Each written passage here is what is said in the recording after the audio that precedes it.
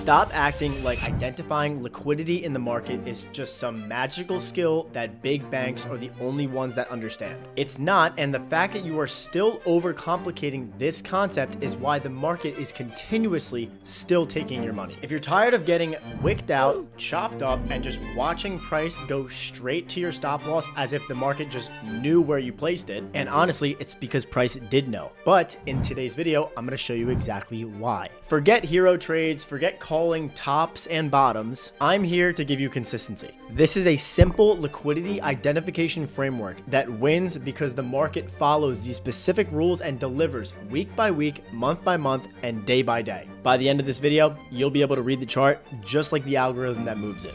Let's get started. All right, hopping right into it. There are two different types of liquidity pools that the market and the algorithm delivers to. Now, those two liquidity pools are internal range liquidity, IRL, or external range liquidity, ERL. That is how you identify it. Now, what is internal range liquidity? What is external range liquidity? So let's say price is in a bullish market. We are in a bullish trend. Now, in order to identify a bullish trend, what do you typically like to see? You'd like to see the market provide an impulse, a retracement, impulse, retracement, impulse. Now, in this bullish trend that the market is obviously moving in, when we create these impulse moves, massive displacement, where are we stopping out at? We are typically stopping out and price is creating a swing high. Now, when we retrace, what are we typically retracing into? We are retracing into fair value gaps. Fair value gaps are internal range liquidities. When price stops out from exhaustion of an impulse move, it creates an external range high. So it is simple as this sort of concept. External range here being the swing high, and then internal range being the fair value gap. That is what the market does. We create swing highs and swing lows, and then we rebalance imbalances. That is the only two things that the markets do. Take out old highs and lows, rebalance imbalances. You guys already know that by now for the people that are more experienced on the channel. Now, when price takes out into an internal range liquidity pool, we just target the external range high, and then we repeat the same process. What do? We create an external swing high like this, and then we retrace into a internal range liquidity pool, a fair value gap, and then price takes out that external range high just like this, and then continues in that trend up until price begins to then violate the internal range liquidity pools, and we trade through them. That is when the trend reverses, and that is when we start identifying a reversal to then go into bearish order flow from bullish, and vice versa. If we are bearish and we are identifying short-term price action going lower like this, what are we going to anticipate? We are going to anticipate price making impulse low, just like that, to a retracement, impulse low, retracement, impulse low. What are we making lows for? We are making external lows like this. What are we retracing into? We are retracing into internal range liquidity pools. And then what are we targeting? We are just simply targeting the external low after price reaches into the internal. So we just do external, internal, external, same sort of process. External lows created, internal range liquidity pool is traded into to then target the external low just like this. That is the simple identification of how liquidity is moved and created and how we identify our trends when it comes to these two different types. Now, just seeing this diagram, it obviously looks so simple. Now, let me show you what is added into this that actually makes understanding liquidity so much more powerful. And I'm going to show you with an example on the charts to give you a better identification. So with the same sort of ideology that I gave you guys just prior with that diagram, what can you note here with this move on RTY that we have right now? What did RTY do on this impulse move? We have bearish order flow, am I right? We are trading lower. What did price do? We ran an external low here, and what did we leave behind? We left behind an internal range liquidity pool just like this. Now, what are we going to expect next to happen? We are going to expect price to then run another external range low. So we want to see price trade up into that gap and then take out the external range liquidity pool, right? Just like on that diagram. So we have a retracement here. We created an external low, and then boom, price does what? Tags the internal range and then takes out the external range. Correct, right? Just continuing in the ideology of bearish order flow. Now, moving forward, forward from this point, after we took out that external low, what are we going to anticipate? Are we going to anticipate price to continue, or are we anticipating a reversal? We don't know yet. We need to wait for confirmation from this point. So I'm going to play out price even more. So price then has this up close candle on the low. We aren't creating any new internal range liquidity pools. Keep that in mind. So we are now displacing higher. And here's another thing and another tip. Once price tags an internal range liquidity pool just like this and takes out an external range low, you guys should not be looking to frame trades again from that same already used mitigated internal range liquidity pool. That's where a lot of people I see make mistakes, is they use and reuse the same IRL liquidity pools to then frame shorts again. But this gap has already been utilized, tagged an internal to then take out an external. So we're not going to anticipate this same gap to be used again to deliver to the low. We need to wait for more data and understand, are we going to disrespect this and trade higher? Now, look at what happens. What is price now potentially gravitating to from these candles right here? What are we potentially gravitating to? An external range high, right? This resting high here. This is the latest swing high buy side liquidity pool after taking out the low, violating this bearish fair value gap here and inversing. So once price takes out that high, what could we anticipate next? Price to then trade into a internal range liquidity pool. We have bullish fair value gaps left behind because again, we just took out an external high and we rotated from bearish order flow to bullish order flow. So I'm going to mark off this internal range liquidity pool and then see how price reacts here. Trading into it. And on top of that, not even reaching into this gap, but reaching into this gap here, as you can see, but not tagging the lower daily bullish fair value gap. Now, you might be asking yourself, why might this be the case? Why are we not tagging this gap? Why are we not tagging this gap? This is the part where I'm going to show you guys the importance of SMT divergence. For the people that know me, for the people that understand my model and how I trade, this is the most important factor of my trading. I look for SMT divergence, which is the cracking correlation between price at given key levels. Key levels being external highs and lows and internal range liquidity pools. That is the very big key to all of the trades that I take. That is my golden rule. There's no SMT, there's no trade. And price will always reverse from key levels and trade in the continuation or the reversal when the SMT divergence is present. Now, we're looking at RTY here. We want to be utilizing the Dow Jones YM as the correlated pair when it comes to SMT. So we're looking for a cracking correlation of price between RTY and the Dow Jones at these key levels. I'm looking at a daily chart now. So I'm going to replay price and go like this. So here is that daily bullish fair value gap that we had marked off, right?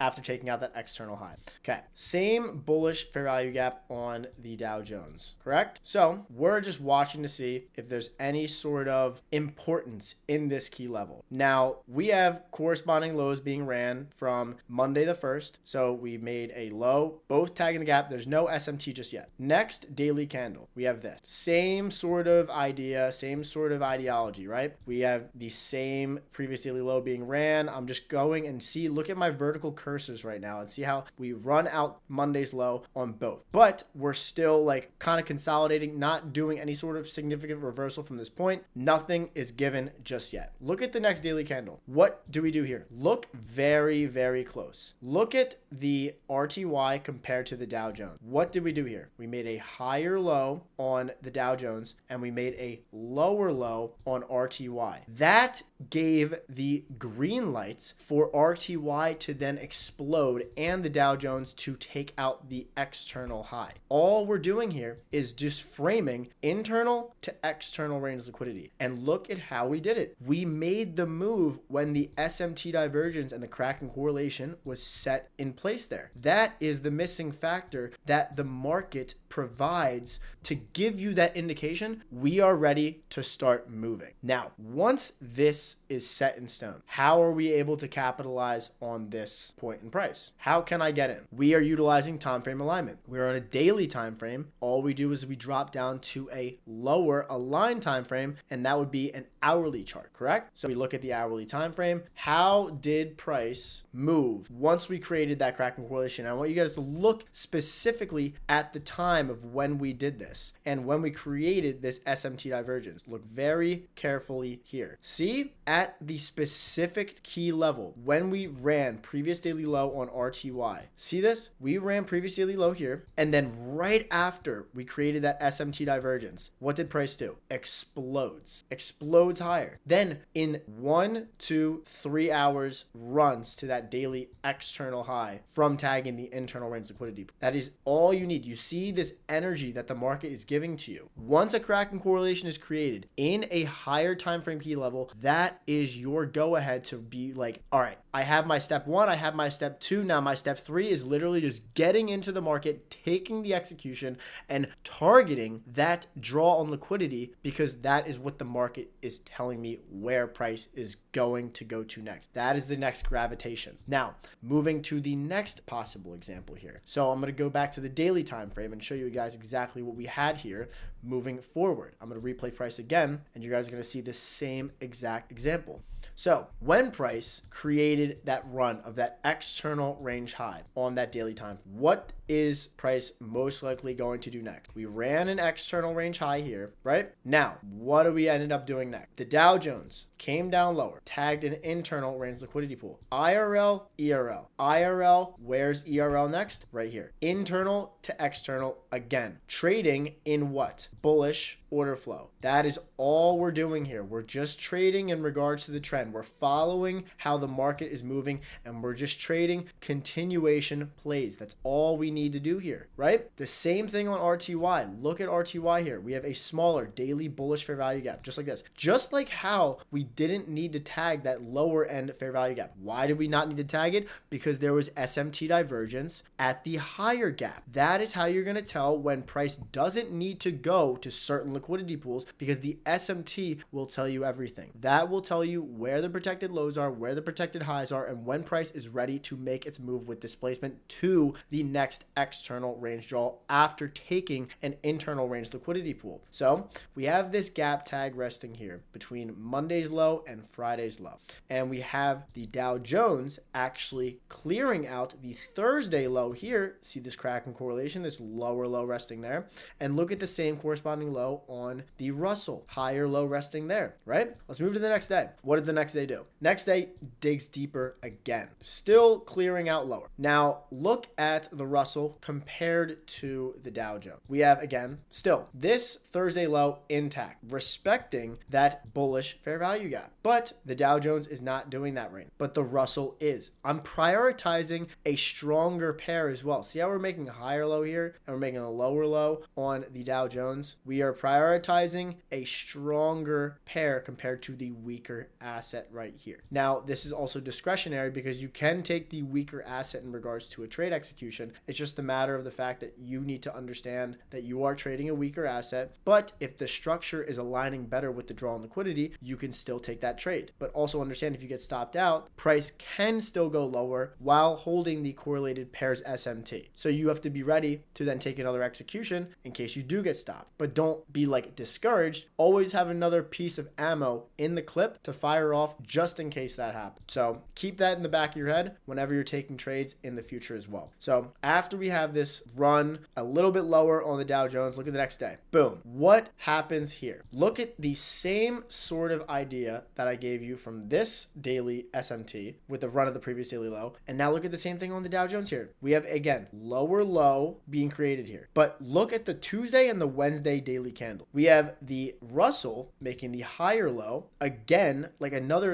second stage of SMT here, and then price exploding higher, running the daily external external range high just like this. And then the Dow Jones makes a lower low, running the Tuesday low, while the Russell makes the higher low. Simple, stupid, easy concept of how to identify draw and liquidity, how to identify when price is ready to go. It's ready to go when it creates this. It creates this cracking correlation inside of these higher time frame key levels. It does not get easier than this. You guys have seen this thousands of times over and over and over again. And I just want to keep on showing you over and over and over again. Hourly time frame, line lower time frame from that daily key level. What are we doing here?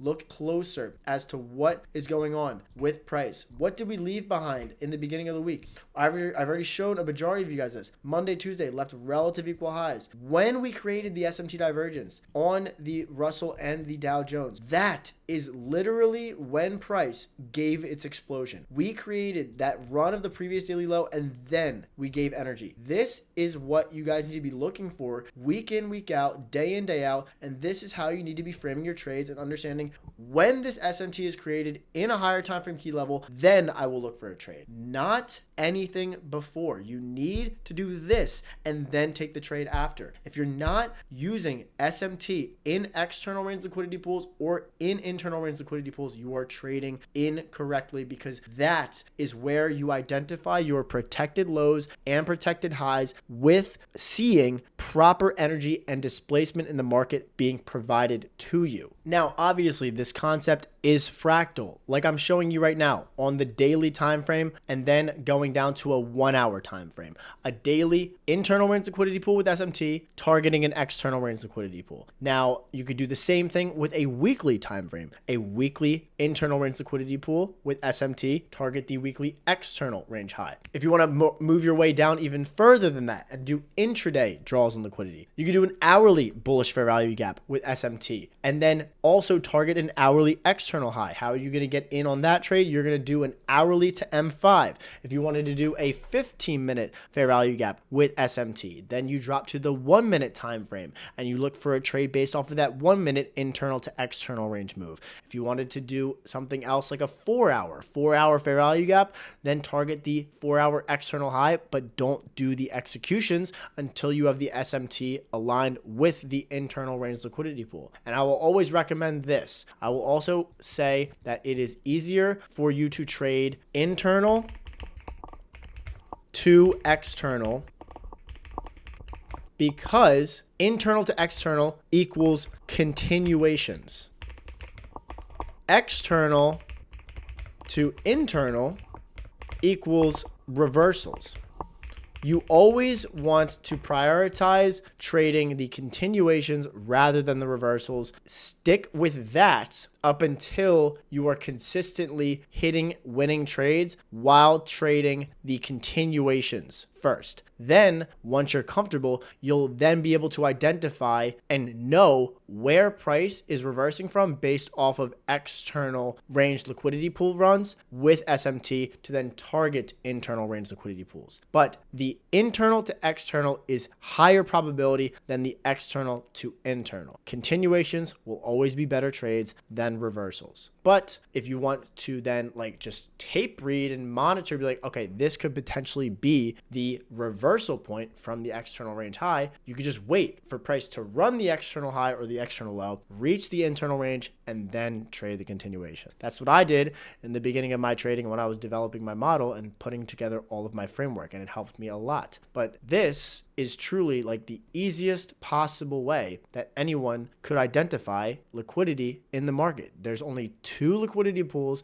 and the only 2 you need to focus on. It's just a matter of waiting for the reaction at these key levels. And once you wait for the proper time and are ready because the reaction is there and proper displacement and energy, your trading will be so much easier. You shouldn't have to come into the market every single day and want to be clicking these buttons. You should be looking for reasons not to trade, not reasons to trade. If it's not obvious, don't do anything. Just sit on your hands, wait for the proper time for a higher time frame to align with an intermediate and then an intermediate to align with a lower time frame execution. And then you will be so much more better in your trading, and your journey to profitability will come so much faster and it won't feel like a rushed process. All right, traders, that wraps up the session. Now remember this, understanding liquidity isn't the end of your trading. It's just the beginning of understanding true market clarity. Stay disciplined, stay sharp, and I'll catch you in the next one.